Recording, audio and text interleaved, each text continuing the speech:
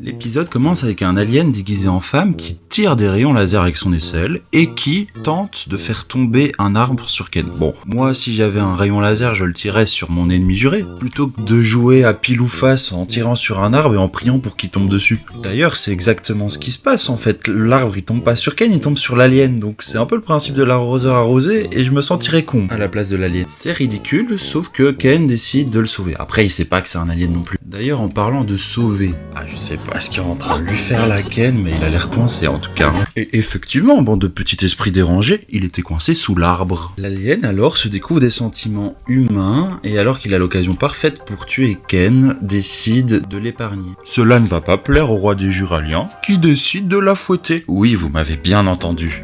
Les gars, c'est pas possible. Enfin, on est où là ? Mais Ken est toujours en danger, l'alien déguisé en femme s'est introduite dans l'hôpital et décide pour de bon de lui asséner le coup de grâce. Donc Ken se réveille et se rend compte avec effroi que c'est un Juralien qui essaye de nouveau de le tuer, mais elle hésite. Avec une tête de tétraplégique sous acide, Ken lui explique que c'est normal pour un être humain de sauver d'autres êtres humains dans des situations de danger. Face à cet argument en acier trempé, elle quitte la chambre, mais malheureusement se fait exécuter par ses camarades aliens. Je vous passe très rapidement la scène classique où Ken les tue tous après sa transformation. Puis en vrai c'est mignon, il fait un petit deuil de la Juralien avec des fleurs, et c'est la fin de l'épisode.